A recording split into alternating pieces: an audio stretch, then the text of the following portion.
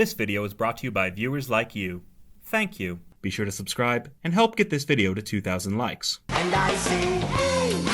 Arthur points out just how big a pain DW can be, like how she charges kids for tours of his room, which wouldn't be so bad if she cut him in on the profits. The Reed family is about to enjoy their spaghetti with cauliflower balls, gross, when we're introduced to Nadine, DW's new imaginary scapegoat whom she created to blame all her screw-ups on, like playing with her food or first-degree murder. DW yells at her father for stepping on Nadine's imaginary tail, nearly causing him to drop a stack of trays. The dishes are saved, but that doesn't stop DW from flinging her dinner on her brother's head. Nadine, look what you did to Arthur. And so it begins. DW apologizes on behalf of Nadine, while Mr. Reed does absolutely nothing to punish the tyrannical toddler. Nadine is convinced Arthur hates her, even though she's not the one who dumped dinner all over his head. DW assures her Arthur doesn't hate her, since it would be absurd to be mad at a child who doesn't even exist. Arthur and Buster get hyped for the Hurl-A-Whirl, a brand new thrill ride that allows riders to set their own speed, which is clearly a lawsuit waiting to happen. Mr. Reed agrees to take the family to the grand opening, including Nadine.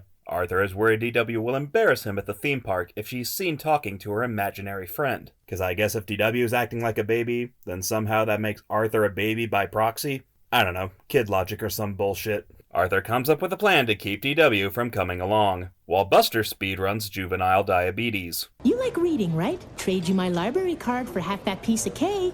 The two try to bully DW into staying home from the amusement park, which seems rather superfluous since DW isn't even tall enough to go on any of the rides. They try to make her seasick on the playground, which backfires horribly after Buster gets knocked on his ass. DW bests her brother at every turn, leaving Arthur with no backup plan. I might not have been ready to go on the trolley world tomorrow.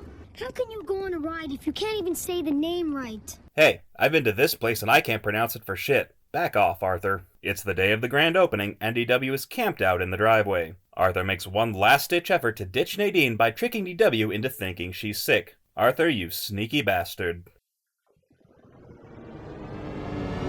DW decides to leave Nadine at home, and then immediately changes her mind after the Reeds drive all the way to the park. DW insists they drive all the way home to get her imaginary friend. Mr. Reed gives in to his daughter's delusions by pretending Nadine's stowed away in the back, cause I guess he's too scared to give his child a spanking in public. Arthur and Buster use up all their park tickets on the Hurl-A-Whirl, and while I could point out this ride seems way too dangerous for 8-year-olds, I'm more perplexed why a residential theme park is operating on a ticket-based system instead of just charging patrons a flat admission fee for the whole park. I'm just saying, it's not like Six Flags charges you by the ride. Arthur's worst fear comes true when he ends up crossing paths with both Francine and DW. DW gives Arthur some tickets she found, claiming they're from Nadine, because it would be too out of pocket if DW did something nice of her own volition. Arthur is taken aback by his sister's sporadic generosity and agrees to go on any ride she wants. Arthur instantly regrets his promise when DW takes him on the bumper cars for a vehicular ass-kicking. And even though Nadine pops up regularly throughout the rest of the show, we never see DW grow as a person, because the good part of her can only exist as a separate entity. Thus the 4-year-old is forever doomed to have the emotional maturity of a deflated balloon.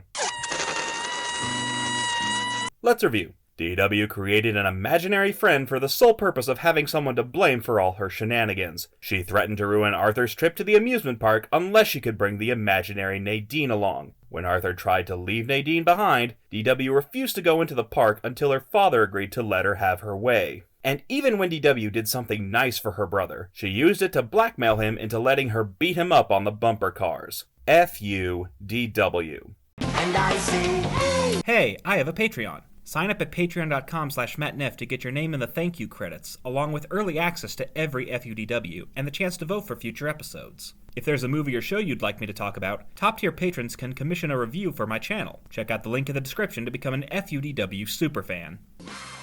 Next time on FUDW... Here I go! Disappearing into... No! Oops. And I say, hey! What a wonderful kind of day. If you could learn to work and play and get along with each other.